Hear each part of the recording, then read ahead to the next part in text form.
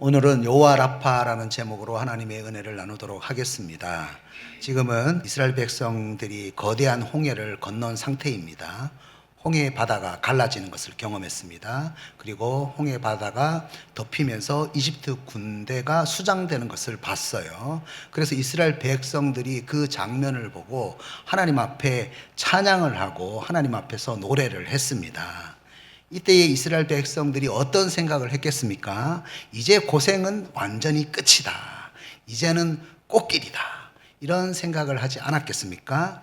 이제 홍해만 건너가기만 하면은 모든 일이 순조롭게 잘 진행될 것이라고 생각을 했습니다.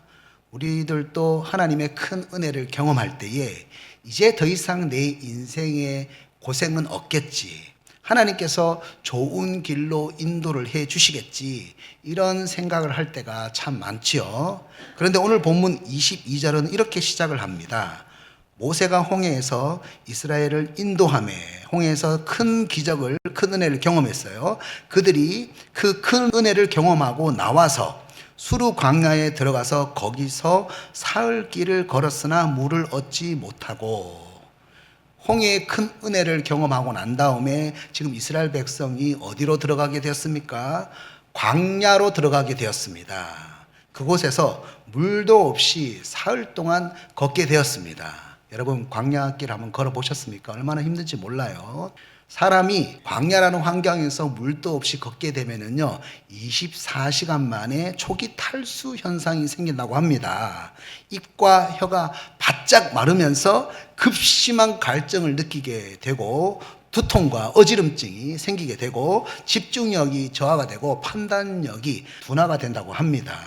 48시간을 경과하게 되면은 중증 탈수 단계에 들어가게 되는데요. 혈압이 저하가 되면서 근육에 경련이 생기게 되고 전신이 무기력증에 빠지게 된다고 합니다. 사흘이 지나면은요, 혈액이 끈적끈적해져서 혈액순환에 장애가 발생하게 되고요, 신장 기능이 급격하게 저하가 되는 현상이 나타나게 된다고 합니다.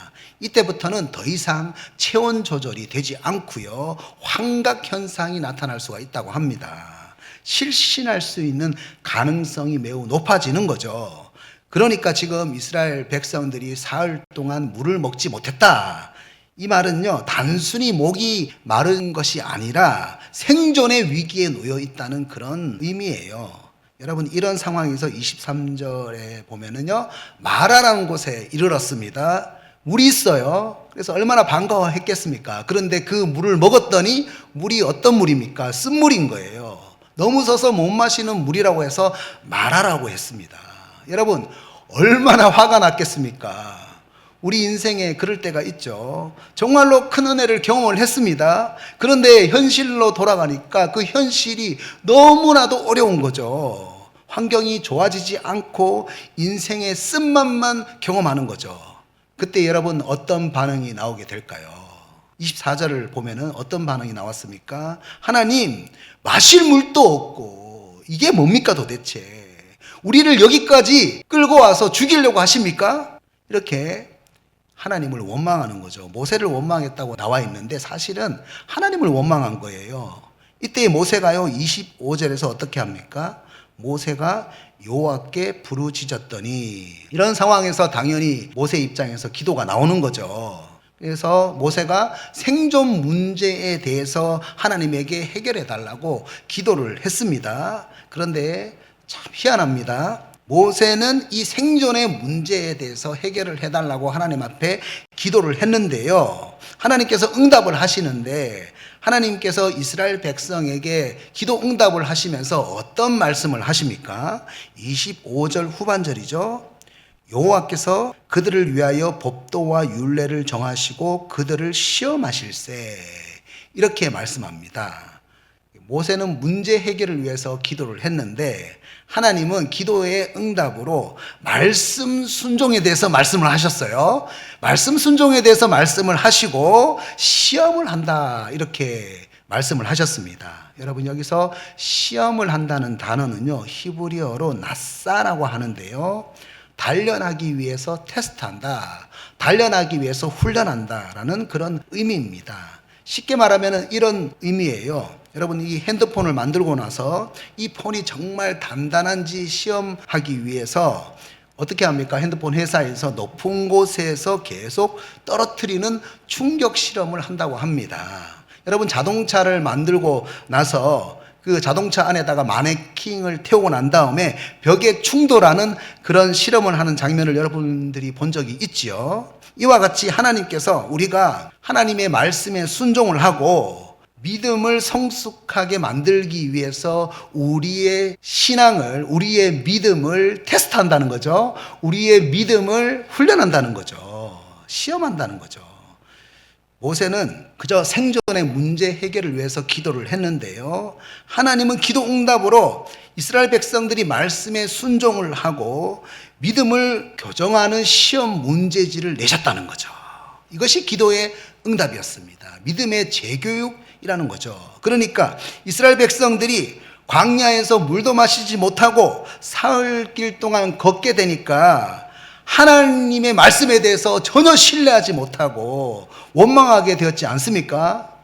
그러니까 지금 하나님 입장에서는 문제 해결보다 더 중요한 것이 있는데 그것은 바로 하나님 말씀에 대해서 전혀 신뢰가 없는 그 믿음에 대한 태도가 지금 교육이 되어야 된다. 그래서 그 믿음에 대한 태도를 테스트하기 위해서 지금 기도 응답을 하신 거예요. 말씀에 순종해라. 그래서 하나님께서 25절에서 어떻게 명령을 하십니까? 여호와께서 그에게 한 나무를 가리키시니, 여러분, 하나님께서 그냥 물이 달아지게 만들면 되지 않습니까? 문제를 해결해 주면 되잖아요. 그런데 하나님께서 나무를 가리키면서 그 나무를 물에 던지라고 명령을 하셨어요. 말씀을 하셨어요. 여러분, 상식적으로 한번 생각해 보십시오. 나무를 물에 던진다고 해가지고 물이 달아집니까? 지금 이스라엘 백성들은 신경이 아주 예민해요. 사흘 동안 물도 못 마셨고 쓴물을 마셔가지고 아주 극도로 신경이 예민한 상태예요. 그런데 이런 상황에서 하나님께서 전혀 상식적이지 않고 이해가 되지 않는 방법으로 말씀을 하시는 거죠. 여러분, 얼마나 화가 나겠습니까? 그리고 나서 25절에서 26절을 보면 이렇게 말씀합니다. 이렇게 어려운 상황 속에서 말씀에 순종을 하는 그 시험을 잘 통과하면은 이집트에서 내렸던 질병을 하나도 너희에게 내리지 않겠다. 이렇게 말씀을 하세요. 여러분, 여기서 말하는 이집트에서 내리는 질병은요, 단순한 질병이 아니에요. 이집트 사람들은 어떻게 생각을 했냐면은 모든 질병의 문제를 이집트를 다스리는 우상들이 주관을 한다. 이렇게 생각을 했어요. 그런데 하나님께서 이집트에서 10가지 재앙을 통해 가지고 무엇을 보여주셨습니까? 우상이 다스리는 것이 아니라 세상을 다스리는 것은 이집트를 다스리는 권력자들이 다스리는 것이 아니라 하나님의 말씀이 세상을 다스린다. 여러분, 하나님이 세상을 무엇으로 다스리고 계십니까? 말씀으로 모든 세상을 창조하시고 말씀으로 모든 세상을 통치하고 계십니다. 여러분, 이 사실을 믿으십니까? 이스라엘 백성들은 하나님이 말씀하니까 10가지 재앙이 나타나게 되고 하나님이 말씀하시니까 홍해가 갈라지는 것을 보았습니다. 말씀의 능력을 보았어요. 하나님 말씀 앞에서 이집트라는 그 거대한 세상이 무너지는 것을 분명히 눈으로 똑똑히 봤습니다. 그런데 물 없이 사흘 동안 걸어야 되는 그 광야길에서 그 마라라는 그 쓴물 앞에서 모든 믿음이 무너졌다는 거예요. 하나님이 말씀으로 모든 세상을 다스리고 계신다는 그 믿음이 완전히 다 무너져 버렸다는 거죠. 더 이상 하나님의 말씀을 신뢰하지 못하는 그런 믿음의 상태가 된 거죠. 여러분, 이스라엘 백성들이 절벽 끝이라는 그 환경에 다다르게 되니까요, 세상에 대한 공포가 생겼어요. 그러니까 이집트에서 내렸던 그 질병을 너희에게 하나도 내리지 않게 하겠다. 이 말씀은요, 너희가 이렇게 절벽 끝에 있는 그 상황에서도 이해할 수 없는 상황에서도 말씀에 순종하는 그 시험에 통과하기만 하면은 더 이상 이집트와 같은 세상의 공포에 지배를 당하지 않도록 만들어 주겠다는 그런 말씀이에요. 오직 하나님의 말씀에만 지배를 당하는 그런 사람으로 만들어 주겠다는 그런 말씀입니다.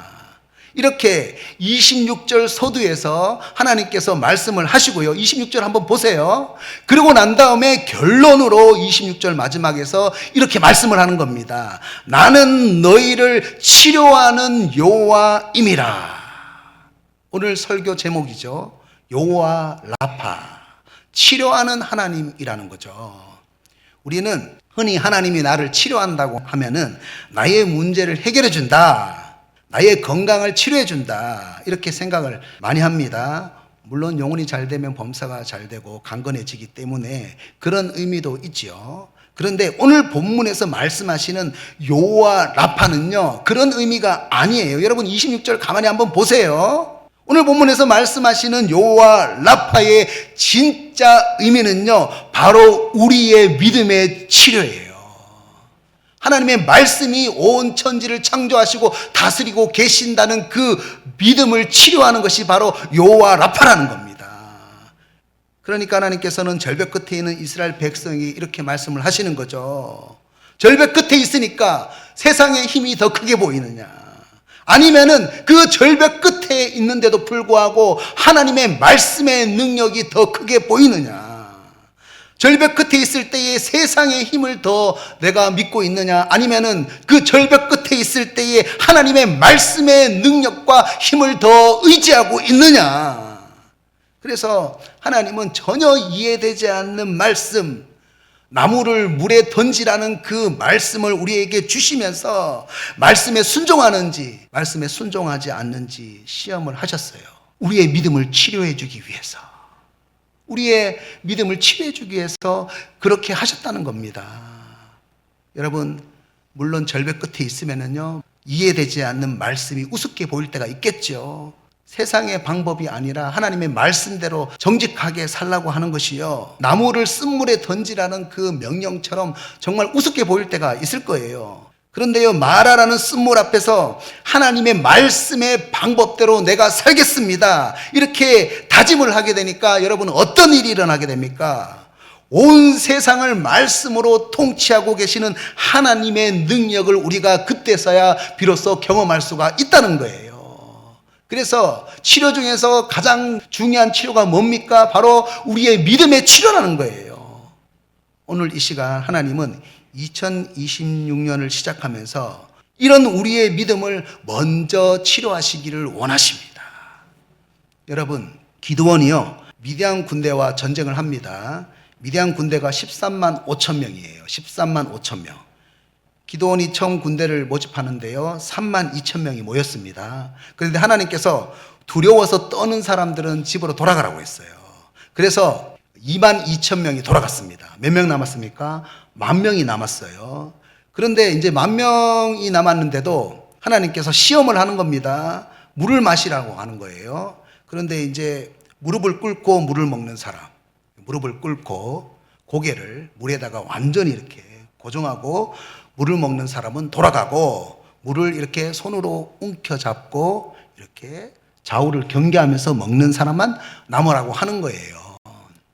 하나님 나라를 위해서 산다고 하면서 오직 물에만 집중하는 사람이 있잖아요. 무엇을 먹느냐 마시느냐 여기에만 막 마음이 조급해하면서 살아가는 그런 사람들이 있잖아요.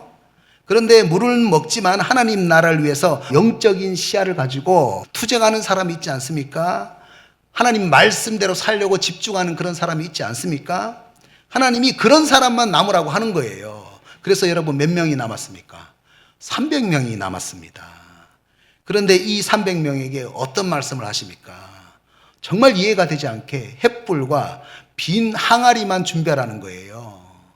말이 됩니까? 지금 미디안 군대가 13만 5천 명인데요, 중국의 인해 전술 앞에서 총도 아무런 쓸모가 없었지 않습니까?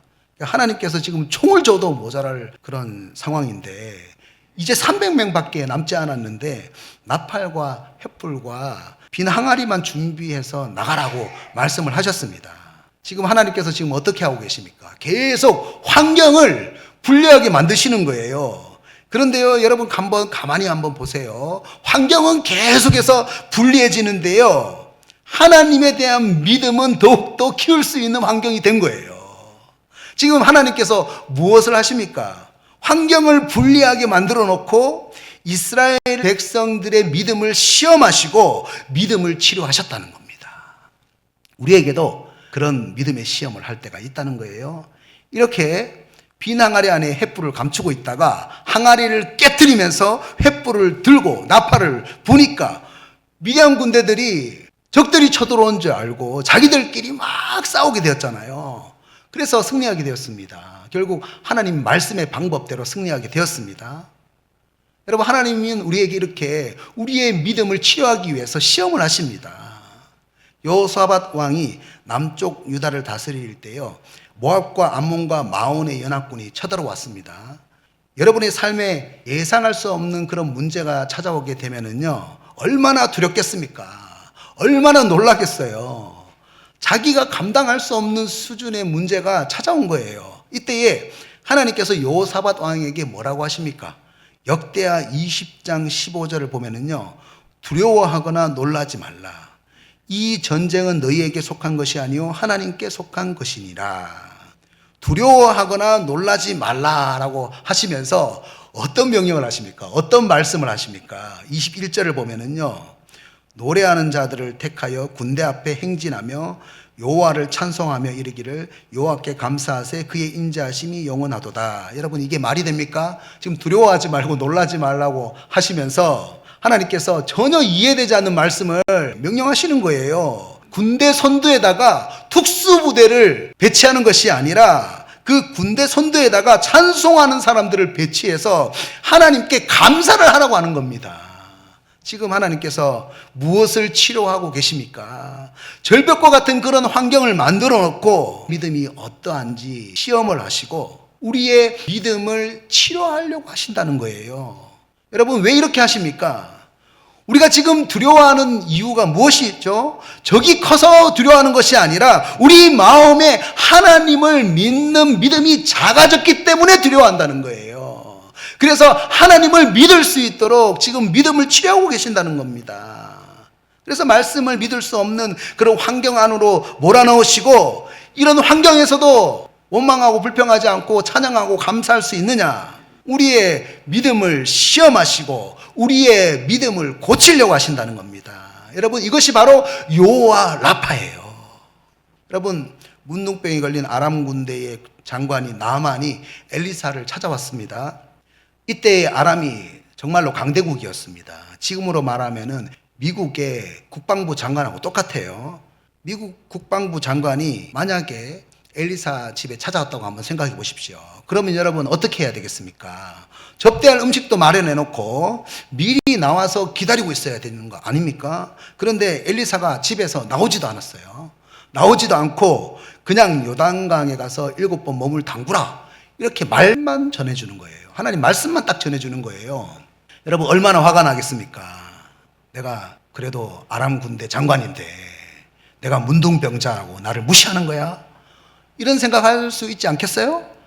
만약에 우리가 이런 식으로 하나님의 말씀을 받게 된다면요, 여러분, 그 말씀이 들리겠습니까? 그 말씀에 순종할 수가 있겠습니까? 어떻게 선지자가 저렇게 말씀을 전할 수가 있어? 태도가 잘못됐다 이러면서 말씀 듣지도 못하고 말씀에 순종할 수도 없겠죠. 지금 나아만이 이런 환경에서 하나님의 말씀을 받았습니다. 또 요단강을 보니까 아람에 있는 강보다 깨끗하지가 않아요. 그런데 한 번도 아니고 7번이나 몸을 담그라고 말을 하는 거죠. 여러분, 하나님 말씀이 얼마나 우습게 보이겠습니까? 그런데도요, 나만 장군은요, 그 이해되지 않는 엘리사 선지자의 태도와 또 이해되지 않는 그런 말씀이지만 그 순간적으로 하나는 마음을 가라앉히고 전혀 이해할 수 없는 그 말씀에 낮아지는 마음으로 순종을 했다는 거예요. 그랬더니 어떤 일이 일어났습니까? 살이 어린아이와 같이 회복이 되었습니다. 하나님의 치료가 나타났습니다. 여러분, 하나님은요, 나만 장군의 몸을 치료하기 전에 먼저 무엇을 치료하셨습니까? 나만 장군의 믿음의 태도를 먼저 치료하셨어요. 여기서 여호와 라파는 무엇입니까? 하나님께서 나만 장군의 믿음의 태도를 고치신 거예요. 여러분, 믿음의 태도가 치료가 되니까 몸이 치료가 되었습니다. 여러분, 나만 장군의 말씀을 믿고 그 말씀을 한 번이 아니라 7번 순종할 때에, 완전히 그 말씀에 대해서 반복해서 순종할 때에 하나님의 치료가 나타났다는 거예요. 하나님은 나만 장군에게 말씀을 믿을 수 없는 그 환경 안에 넣으시고, 말씀을 믿을 수 있는지 말씀을 믿을 수 없는지 그 믿음을 시험하시고, 그 말씀에 순종했을 때에, 그 믿음을 치료가 됐을 때에 그 나만 장군의 몸도 치료하셨다는 겁니다. 하나님이 우리에게도 그렇게 역사를 한다는 거예요. 오늘 본문에 나는 너희를 치료하는 여호와다 라는 말씀하고 똑같은 거예요. 여러분, 우리가 절벽 같은 환경에서 원망을 하면서 믿음을 잃어버릴 때에 우리들은 그저 문제만 해결하게 해달라고 하나님 앞에 기도할 때가 많지 않습니까? 그런데 하나님은 말씀을 믿을 수 없는 마라라는 환경 가운데에 우리를 두시고 우리의 믿음을 시험하시고 우리의 믿음을 먼저 치료하기를 원하신다는 겁니다. 왜 나만 겪는 고난이냐고 불평하지 마세요. 고난의 뒤편에 있는 주님이 주실 축복 미리 보면서 감사하세요. 너무 견디기 힘든 지금 이 순간에도 주님이 일하고 계시잖아요. 남들은 지쳐 앉아 있을지라도 당신만은 일어서세요. 여러분, 힘을 내십시오. 힘을 내십시오. 주님이 여러분의 손을 잡고 계십니다. 믿음을 가지고 힘을 내십시오. 지금 하나님은 믿을 수 없는 환경 가운데에 우리를 두시고 말씀을 믿을 수 있는지 우리에게 시험을 하고 계십니다. 그리고 그 시험에 우리가 통과하기를 바라고 계셔요. 그래서 믿을 수 없는 고난의 환경에서도 말씀의 방법을 신뢰하십시오. 여러분, 불리해도 거짓말하지 말고 손해를 봐도 정직하게 사십시오. 여러분, 억울해도 상황을 조작하지 않고 기도하면서 복수하지 마십시오. 여러분, 말씀의 방법은 느리고 비효율적으로 보일 수 있어요. 비생산적으로 보일 수가 있어요. 그래서 고난 중에서 빠르게 해결되기 위해서 세상의 방법이라는 편한 선택을 할 때가 여러분 얼마나 많습니까?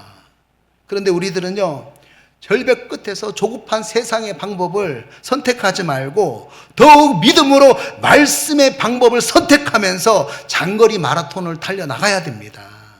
이렇게 우리가 말씀의 방법으로 우리 인생을 차곡차곡 채워나갈 때에 우리 인생에 무엇이 생깁니까? 하나님이 만들어주시는 질서가 생기는 거예요. 27절을 한번 보세요.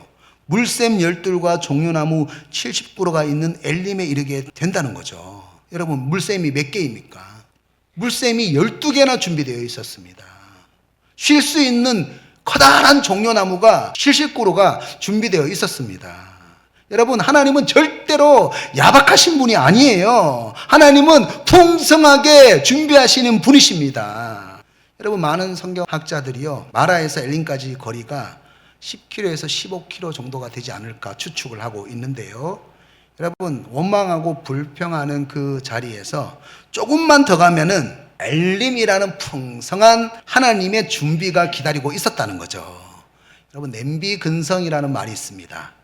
마음이 냄비 같다는 거죠. 여러분, 냄비 근성은 뭐죠? 불을 올리면은 마음이 금방 끓어오르는 거예요. 그런데 불을 끄면은 금방 차가워지는 거죠.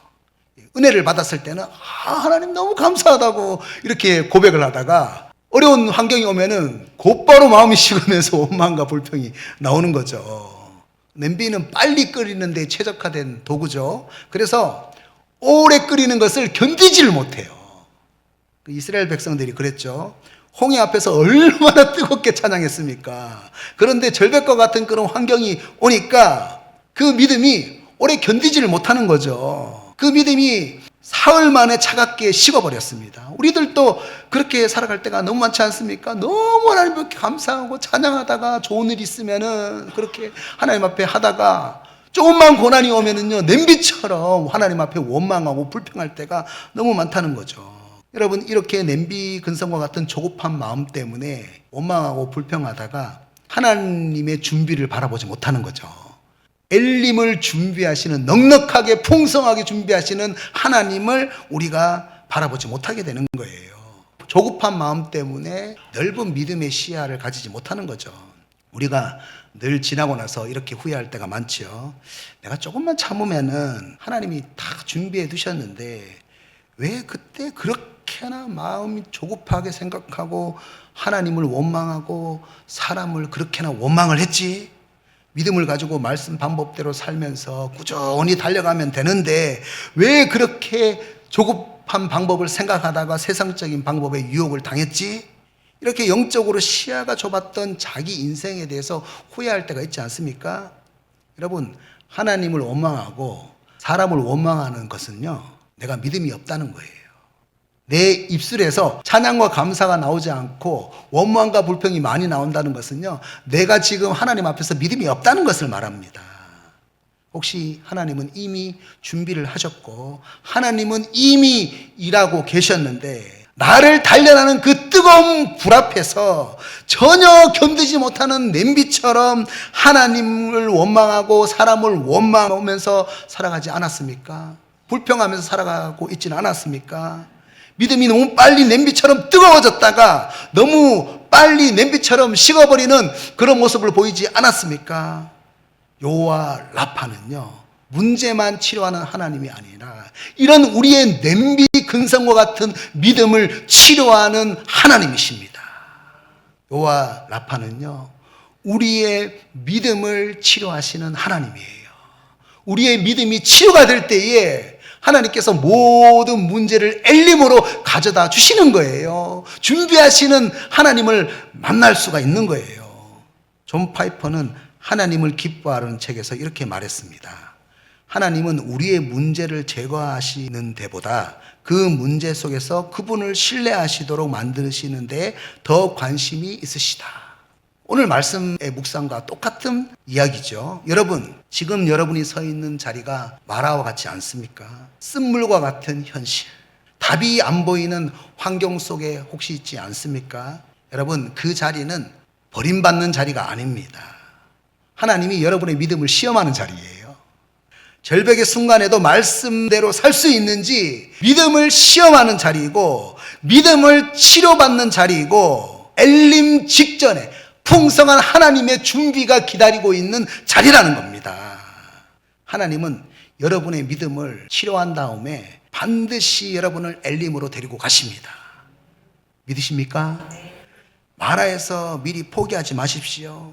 절벽의 순간에도 세상의 힘보다 하나님의 말씀의 능력이 더 큽니다 라고 고백하면서 말씀의 방법대로 여러분 살아내십시오. 오늘 이 시간 이 말씀을 여러분 마음에 새기시고 절벽의 순간에 우리의 믿음을 치료하시는 여호와 라파, 치료의 하나님을 깊이 경험하시기를 축복합니다. 축복합니다.